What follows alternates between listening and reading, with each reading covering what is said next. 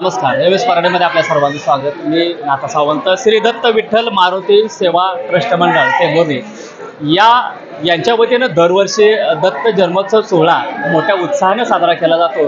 आणि काल हा दत्त जयंतीचा सोहळा संपन्न झाला आणि आज संपूर्ण गावाला या ठिकाणी महाप्रसाद वाटप 2014 पासून आज तागायत 2023 पर्यंत मोठ्या प्रमाणामध्ये केलं जात आहे.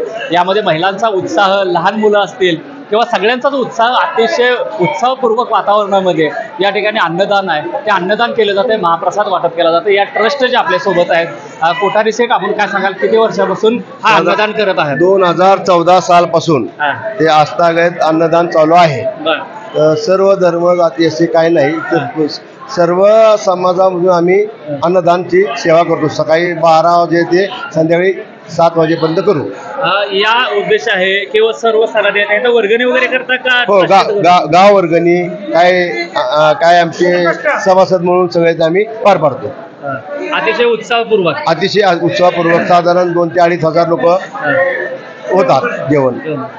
तर काय सांगतील, साधारण एक ट्रस्ट जे अन्नदान हे सर्वश्रेष्ठ दान ठरलं जातं, पण हे अन्नदान जे आहे ते दरवर्षी केलं जातं किंवा दरवर्षी करत राहणार. कायम आम्ही पिढ्याने पिढ्या करत आलेला आहे, इथून पुढेही करत राहणार. दत्त महाराज आम्हाला जशी आज्ञा देतील तसे आम्ही करत राहणार.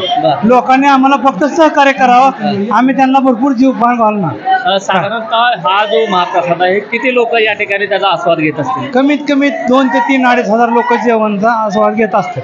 दत्त महाराजांची कृपा, त्यांचा आदेश आहे, त्या आदेशाने तुम्ही सेवा करताय. सगळे आमचं मंडळ, झुंजार मंडळ आणि हिंदवी स्वराज्य मंडळ, 2-3 मंडळाचे कार्यकर्ते असतात. सगळ्यांचं भरपूर सहकार्य असते. सगळे घरच्यासारखा कार्यक्रम आहे असं करतात. माळे सर आपल्यासोबत आहेत. सर, हा जो उत्सव आहे दत्त जयंतीचा, हा गेल्या 2014 पासून मोठ्या प्रमाणात अन्नदान केलं जात आहे, महाप्रसाद वाटप केला जात आहे आणि उत्साहपूर्वक वातावरणामध्ये सर्व जातीतील लोक या ठिकाणी जो जेवण आहे किंवा अन्नदान हे घेत आहे.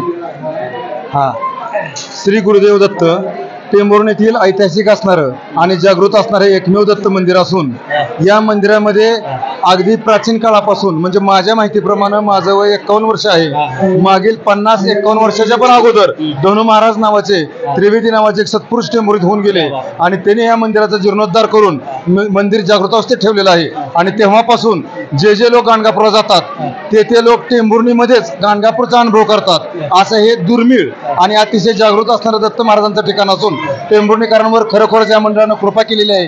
मागील 5-10 वर्षापासून, 9 वर्षापासून तर नक्कीच 10 वर्षापासून परत एकदा मोठी उभारी घेऊन अन्नदानाचा मोठा सोहळा टेंभुर्णीतील झुंजार ग्रुप आणि दत्त मंदिर समिती ही मोठ्या प्रमाणावर करत आहे.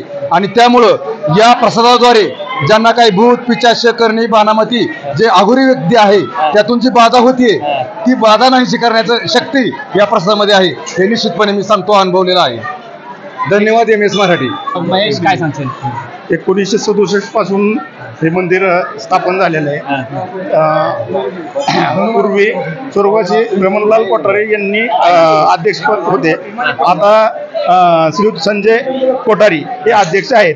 तरी 2014 पासून अन्नदान हे चालू झालेलं आहे आणि इथून पुढं प्रत्येक पौर्णिमेला आमचा मंडळाचा मानस आहे की प्रत्येक पौर्णिमेला अन्नदान करायचं आणि प्रत्येक गुरुवारी आमचं पालखी वगैरे ही चालू असते. आणि पालखीचे प्रत्येक म्हणजे वेगवेगळे हे असते मानकरी, त्याच्यामुळे ते एकदम आणि सगळे यांनी करतात.